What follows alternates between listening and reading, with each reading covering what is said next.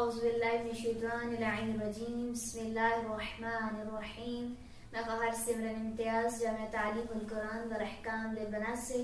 جیسا کہ ہم نے پارٹ 1 میں بیان کیا تھا اصول فقہ کے بارے میں کہ اصول فقہ اہل سنت سے نہیں بلکہ اہل تشیع سے لیا گیا ہے، اور اہل تشیع کے افتخارات میں سے ہے کہ اس نے اصول فقہ کی بنیاد رکھی.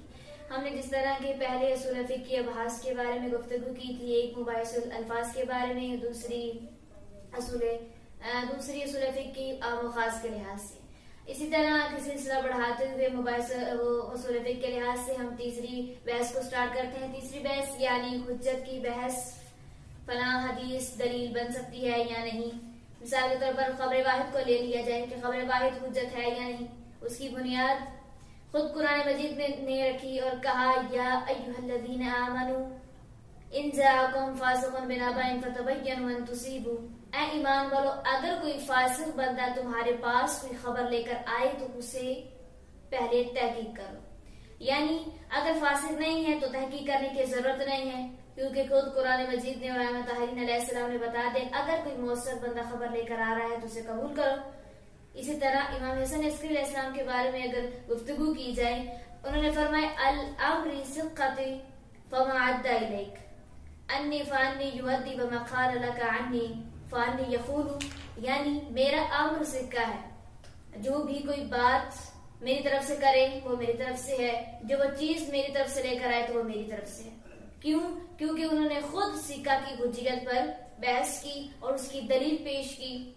اب اسی طرح اگر کہا جائے خبر واحد کے لحاظ سے، خبر واحد بھی اس کی کتاب جو پہلی کتاب لکھی گئی وہ حسن بن موسیٰ بن ابو محمد نوبختی نے لکھی، جو کہ غیبت الصغریٰ میں لکھی تھی، اور اس کتاب کا نام ہے خبر واحد والعمل بھی، یعنی آیا خبر واحد پر عمل کرنا ضروری ہے یا نہیں. ایڈریس رجال النجاشی، صفحہ نمبر 63 پر موجود ہے. اسی طرح اگر ہم حجت میں شہرت کو لیں، آیا شہرت حجت ہے یا نہیں، تو دیکھا جائے کہ اس کی بنیاد امام جعفر صادق علیہ السلام نے رکھی. مقبولہ ابو عمر ابن حنظلہ کافی جلد نمبر 1 صفحہ نمبر 67 میں جب امام سے پوچھا گیا جب دو بندے آپ کی حکم میں اختلاف کریں، حدیثیں بھی آپ کے لے کر آئیں تو کیا کرنا چاہیے، تو امام نے فرمایا جو حکم مجمع الیہ ہو اس پر عمل کرو، یعنی جو مشہور نہیں ہے اسے چھوڑ دو. اب اسی طرح شہرت کی بھی حجیت کو خود امام طاہرین علیہ السلام نے بیان کیا. اب اگر ہم حجت کی بحث میں قیاس کو لیں تو قیاس کی نفی امام جعفر صادق علیہ السلام نے کہا قیاس حجت نہیں ہے. مثلا کافی جلد نمبر 1 صفحہ نمبر 57 پر لکھا ابان ابن تغلب نے امام سے فرمایا ان السنۃ لا تقاس، سنت پہ قیاس نہیں کیا جاتا. یعنی یا اگر تم دیکھتے نہیں ایک خاتون جو کہ ایام خاص میں نہ روزہ رکھتی ہے نہ نماز پڑھتی ہے، لیکن پاک ہونے کے بعد وہ اپنے روزے کی قضا کرتی ہے، نماز کی قضا نہیں کرتی، آیا اگر دین میں قیاس ہوتا تو وہ دونوں کی قضا کرتی یا دونوں کو چھوڑ دیتی. پھر آگے فرمایا ان السنۃ اذا فسیت محق الدین، اگر سنت میں قیاس کیا جائے تو دین ختم ہو جاتا ہے. تو امام نے بنیاد ہی قیاس حجت نہیں ہے. ابطال القیاس جو کہ ابو سہل نوبختی نے امام حسن عسکری علیہ السلام کے دور میں انہوں نے کتاب لکھی، تو اس سے معلوم ہوا کہ حجت کی بحث مباحث العام و خاص کی بحث جو ہے وہ خود امام طاہرین علیہ السلام کے دور میں ہو چکی تھی. اب اسی طرح اگر ہم اگلی چوتھی بحث کو لیں تو وہ ہے اصول عملیہ کی بحث، یعنی سابقہ حالت کو دوبارہ سے جاری کرنا. یعنی اگر شک ہو رہا ہے، پہلے یقین تھا بعد میں شک ہو رہا ہے، تو ہم شک کو چھوڑ کر یقین پر عمل کریں. یعنی جیسے کہ روایت میں ہے اصول عملیہ کے لحاظ سے پہلی چیز استصحاب کے بارے میں ہوتی ہے کہ فرمایا ولا ينقض الیقین بالشک، یقین کو شک کے ذریعے سے نہیں توڑا جا سکتا. امام نے فرمایا جب تک آپ کو نجاست کے بارے میں علم نہیں ہے تب تک وہ پاک ہے. کلو شیء طاہر، یعنی ہر چیز پاک ہے. پہلے یقین تھا اب شک ہو رہا ہے تو یقین کو نہیں توڑے گی. آگے فرمایا ولا يدخل الشک فی الیقین، اور کبھی بھی شک یقین میں داخل نہیں ہوتا. تو نتیجہ یہ امام نے استصحاب کی بنیاد بھی خود اپنے دور میں رکھی. اب اسی طرح اگر برات کو لے لیا جائے، برات کو بھی خود رسول خدا نے اپنے زمانے میں بیان کیا اور خود فرمایا، جو کہ مشہور ہے اصل کافی میں موجود ہے کہ رسول خدا نے فرمایا رفع عن امتی تسع خصال، میری امت سے 9 چیزوں کی جو ہے اٹھا لیا گیا ہے اسی خصال کو. تو پوچھا گیا وہ کون سی 9 خصال ہیں؟ تو کہا ما لا یعلمون، جو وہ نہیں جانتا. یعنی ان چیزوں کا عذاب اس سے اٹھا لیا گیا ہے جو وہ جانتا ہی نہیں. اسی طرح احتیاط اور تخیر کے بارے میں خود امام احمد طاہری علیہ السلام نے اپنے دور میں اس کی حجیت کو بیان کیا. اب اسی طرح اگر ہم آخری بحث کو لیں، تعارض العدلیہ کی بحث، یعنی جب 2 دلیلیں آپس میں ٹکرا رہی ہیں تو ہم نے کیا کرنا ہے.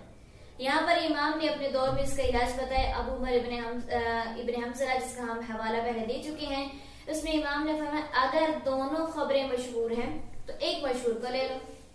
اسی طرح اگر دونوں مشہور ہیں تو سب سے پہلے دیکھو کہ اس میں سکاک میں سے کس نے نقل کیا ہے.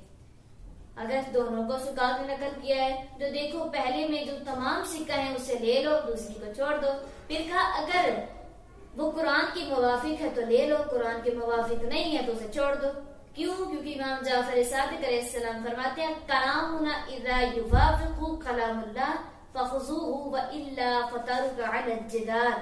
یعنی اگر ہمارا کلام اللہ کے کلام کے موافق ہے تو اسے لے لو، اگر وہ نہیں ہے تو اسے چھوڑ دو.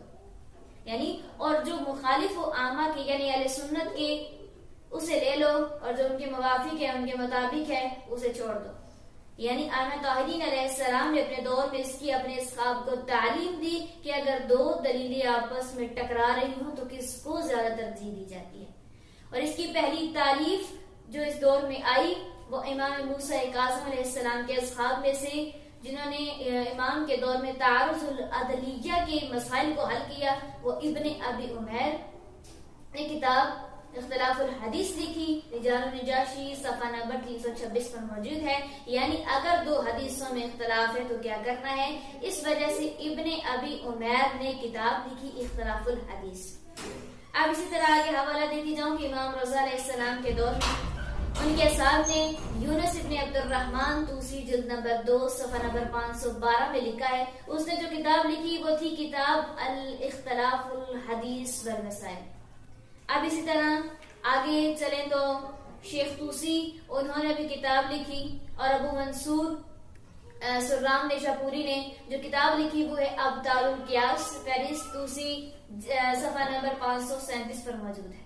اس طرح محمد ابن احمد ابن داؤد نے جو کہ 368 پہ ان کی وفات ہوئی تھی، رجال النجاشی صفحہ نمبر 384 پر.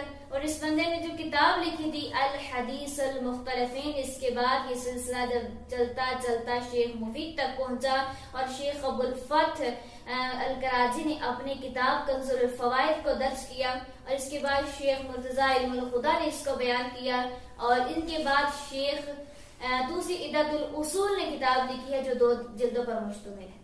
نتیجہ لہٰذا یہ کہنا غلط ہے کہ حقیقت سے دور ہے کہ اصول فقہ اہل سنت سے لیا گیا ہے، بلکہ یہ اہل سنت سے نہیں، اہل تشیع نے خود احمد طاہری علیہ السلام کے دور میں بنیاد رکھی. اور جس طرح کے زمانے کے تقاضوں کے مطابق ہر زبان میں ہر علم میں اضافہ ہوتا جا رہا ہے، اس میں وسعت آتی جا رہی ہے، اسی طرح اصول فقہ میں بھی زمانے کے تقاضوں کے مطابق اس میں اضافہ ہوتا جا رہا ہے، اس میں وسعتیں آتی جا رہی ہیں. تو لہٰذا یہ کہنا غلط ہے، اور یہ اپنے مذہب کا کریڈٹ دوسرے مذاہب کے نام کرنا ہے کہ اصول فقہ کی بنیاد اہل سنت نے لکھی ہے. تو میری دعا ہے کہ خداوند متعال ہم سب کو توفیق دے کہ ہم جو ہے اپنے تمام شکوک و شبہات کو دور کر سکیں، اور خصوصاً ہمارے تشیعوں پر جو اٹھنے والے جو سوالات ہیں ان کے جو ہے وہ دلیلوں کے ساتھ ان کے جوابات دے سکیں. والسلام.